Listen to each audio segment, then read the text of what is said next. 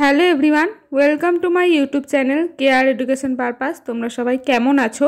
আজকে আমি তোমাদের সাথে শেয়ার করতে চলেছি এসএসসি এমটিএস এক্সামের জেনারেল অ্যাওয়ারনেস। তো এখান থেকে কোয়েশ্চেন অ্যান্সার আমি তোমাদের সাথে শেয়ার করব। তো চলো ভিডিওটা শুরু করা যাক। প্রথমেই তোমাদের একটা কথা বলে দিই। তো দেখো, এখানে আমি কোয়েশ্চেন অ্যান্সার তোমাদের সাথে শেয়ার করছি। তো তোমাদের কিন্তু এমসিকিউ টাইপ কোয়েশ্চেন অ্যান্সার হবে। তো 4টি অপশান থাকবে, সঠিক উত্তরটা তোমাদের নির্বাচন করতে হবে।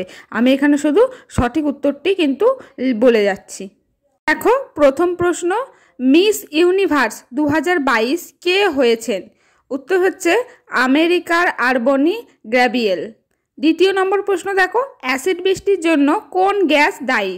উত্তর হচ্ছে সালফার ডাই অক্সাইড এবং নাইট্রোজেন অক্সাইড।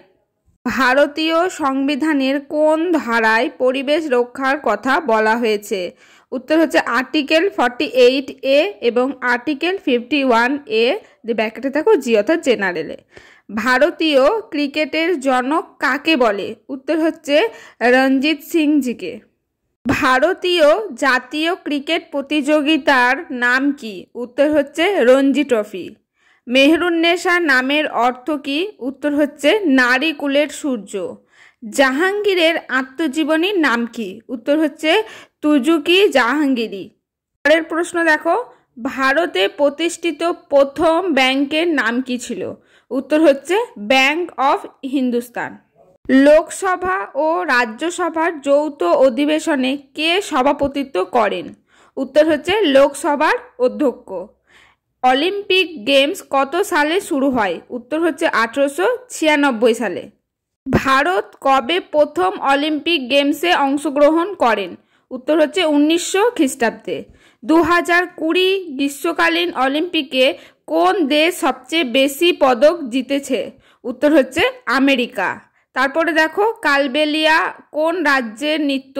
উত্তর হচ্ছে রাজস্থান। তারপরের প্রশ্ন দেখো, কথাকলি কোন রাজ্যের নৃত্য? উত্তর হচ্ছে কেরালা।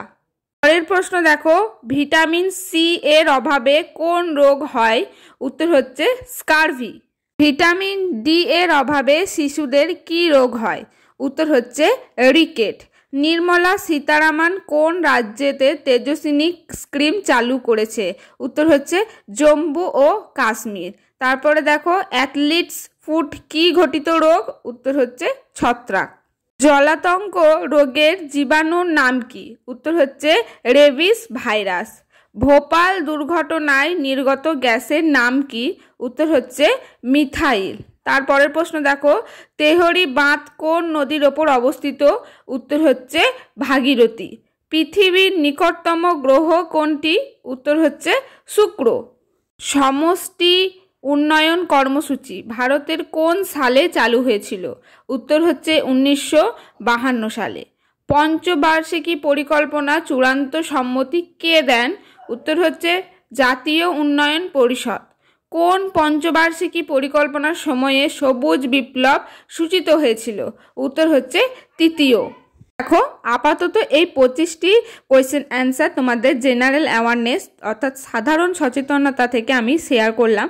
তো আমি পরবর্তীতে আরও শেয়ার করার চেষ্টা করব। তোমরা কিন্তু আমাকে কমেন্টে জানিও কেমন লেগেছে। আজকের ভিডিওটা এই পর্যন্তই। যদি ভিডিও ভালো লাগে একটি লাইক করে দিও, আর অন্য কোনো টপিকের ভিডিও চাইলে অবশ্যই কিন্তু আমাকে জানিও।